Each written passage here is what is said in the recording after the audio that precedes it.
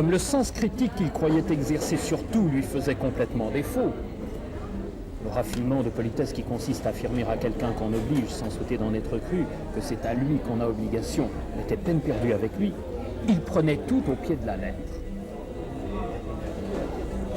Quel que fût l'aveuglement de Madame Verdurin à son égard, elle avait fini, tout en continuant à le trouver très fin, par être agacée de voir que quand elle l'invitait dans une avant-scène à entendre Sarah Bernard, lui disant « Pour plus de grâce, vous êtes trop aimable d'être venu, docteur. D'autant plus que je suis sûr que vous avez déjà souvent entendu Sarah Bernard.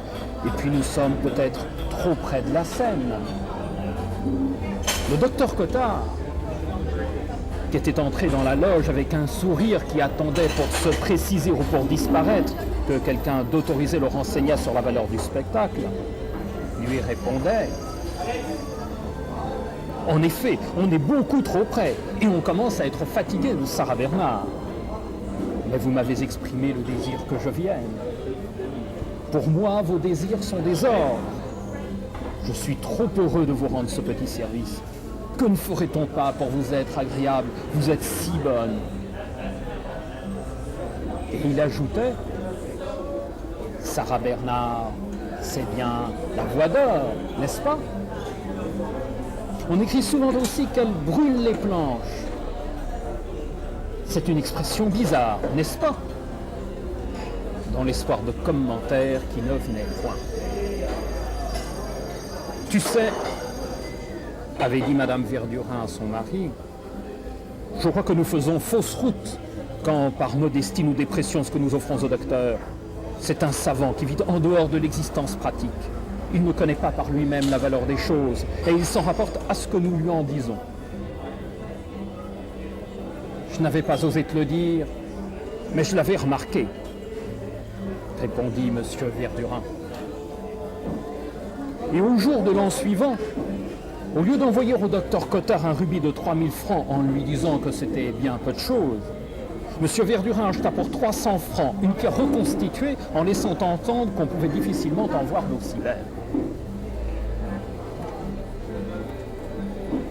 Quand Mme Verdurin avait annoncé qu'on aurait dans la soirée M. Swann, « Swann ?» s'était écrié le docteur d'un accent rendu brutal par la surprise. Car la moindre nouvelle prenait toujours plus au dépourvu que quiconque cet homme qui se croyait perpétuellement préparé à tout. Et voyant qu'on ne lui répondait pas, « Swann? Qui ça, Swann ?» hurla-t-il au comble d'une anxiété qui se détendit soudain quand Madame Verdurin eut dit « Mais l'ami dont Odette nous avait parlé. »« Ah, bon, ça va bien, » répondit le docteur apaisé. Quant au peintre, il se réjouissait de l'introduction de Swann chez Madame Verdurin parce qu'il le supposait amoureux d'Odette et qu'il aimait à favoriser les liaisons. « Rien ne m'amuse comme de faire des mariages, » confia-t-il dans l'oreille au docteur Cottard. « J'en ai déjà réussi beaucoup, même entre femmes. » En disant aux Verdurin que Swann était très smart, Odette leur avait fait craindre un ennuyeux. Il leur fit au contraire une excellente impression dont, à leur insu, sa fréquentation dans la société élégante était une des causes indirectes. Il avait, en effet, sur les hommes, même intelligents qui ne sont jamais allés dans le monde, une des supériorités de ceux qui y ont un peu vécu, qui est de ne plus le transfigurer par le désir ou par l'horreur qu'il inspire à l'imagination, de le considérer comme sans aucune importance. Leur amabilité, séparée de tout snobisme et de la peur de paraître trop aimable, devenue indépendante, a cette aisance, cette grâce des mouvements de ceux dont les membres assouplis exécutent exactement ce qu'ils veulent, sans participation indiscrète et maladroite du reste du corps.